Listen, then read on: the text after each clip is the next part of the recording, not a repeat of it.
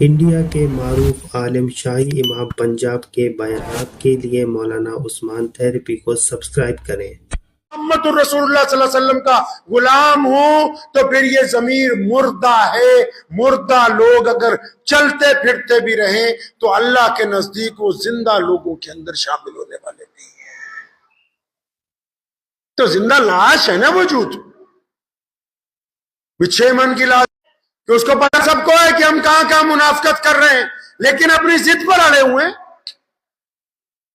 حق دھرمی کے اوپر اڑے ہوئے ہیں۔ ہم برادری واد نے ہمیں روک رکھا ہے،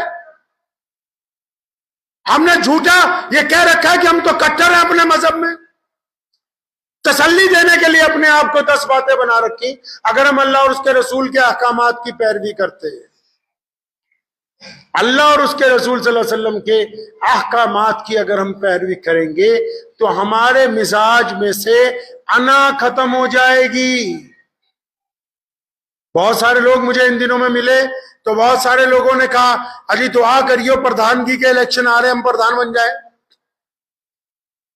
بن سکتے، قرآن نے کہا نا کہ اگر کوئی تمہارے پاس خبر لے کے آئے تو اس کی خبر سن کے کسی پہ حملہ نہیں کرنا، پہلے خبر لانے والے کی تصدیق کرو کہ یہ جو مجھے چگلی کر رہا ہے اس کا کردار کیسا ہے، یہ معاشرے میں کیسا ہے۔ سارا محلہ کہتا ہے کہ بے ایمان ہے، بدمعاش ہے، شرابی ہے، اور وہ تمہارے کان میں آ کے کہتا ہے کہ تمہارا بھائی تمہارا دشمن ہے، اور تم اس بدمعاش کی بات سن کے اپنے بھائی کو لڑنا چاہتے ہو۔ پہلے یہ تو دیکھو جو تمہیں خبر پہنچانے والا ہے اس کا کردار کیسا ہے۔ ہولے نہیں بنیے، آپ کے پاس محمد الرسول ہے،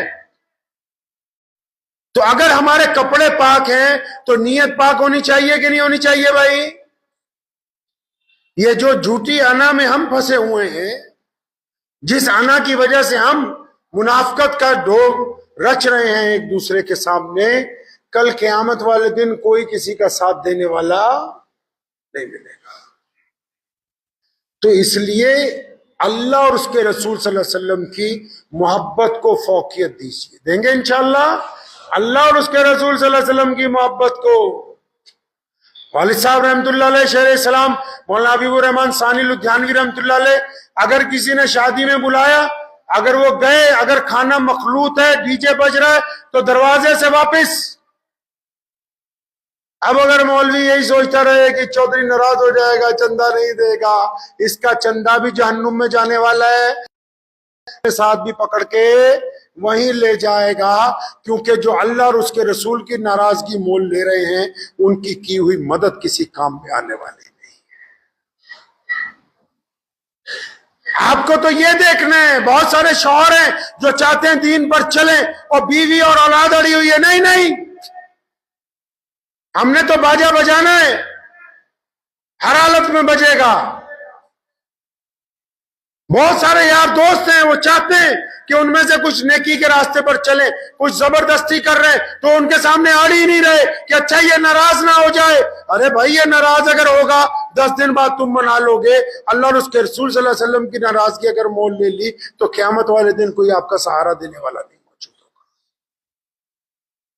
سب سے پہلے تو اپنے مزاج کو درست کریں، اپنے مزاج کو۔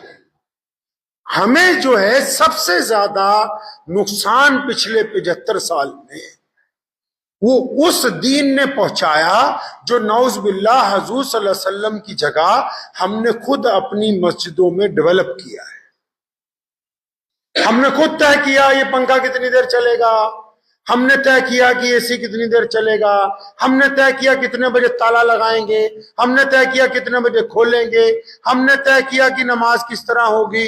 لیکن تمام کاموں میں کبھی پیارے محمد علیہ السلام کو نہیں دیکھا کہ نبی علیہ السلام کی مسجد میں کیا ہوتا تھا، رسول اللہ صلی اللہ علیہ وسلم کیا کرتے تھے۔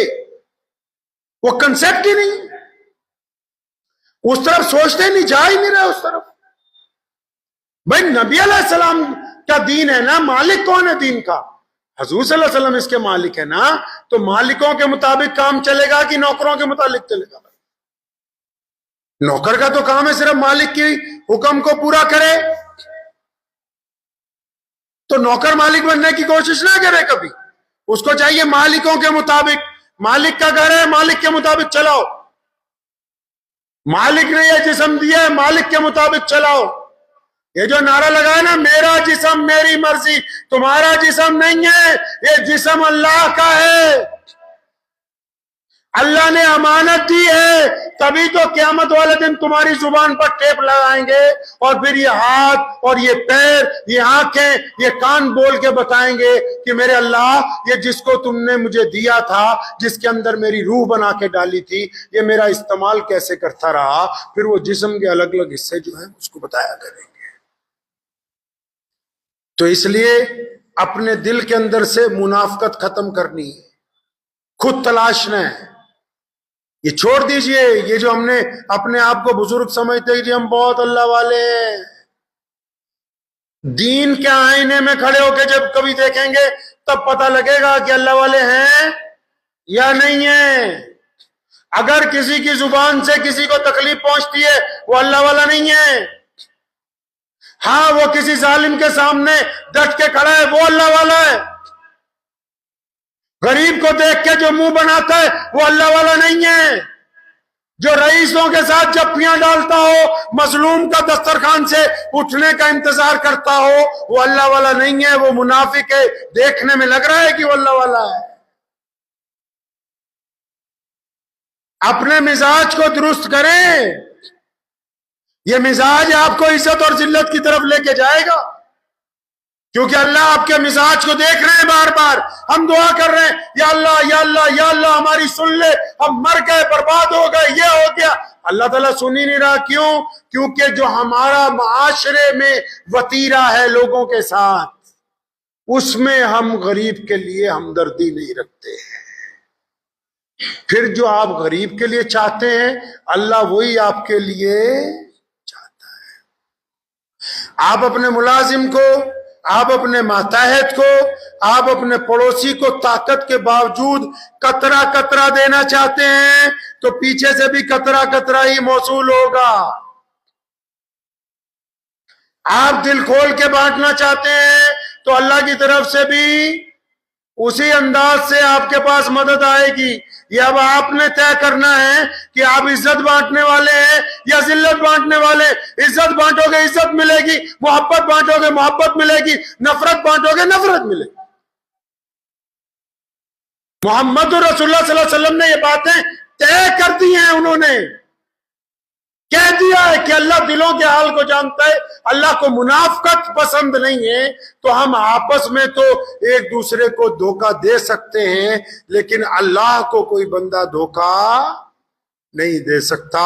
तो दुआ करें कि अल्लाह मुझे भी और आप सबको अपना अपना दिल पाक करने की तौफीक अता फरमाए। व आखिर दावाना अनिल हम्दुलिल्लाहि रब्बिल आलमीन।